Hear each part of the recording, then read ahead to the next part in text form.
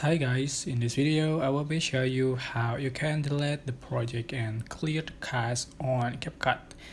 So for instance, I'm going to delete my projects.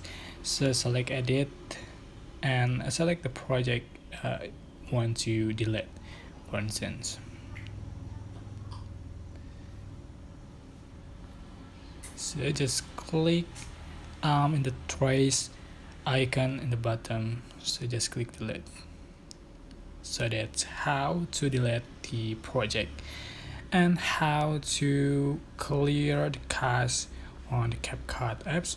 Just tap on setting icon in the top right corner and just swipe up and clear cache.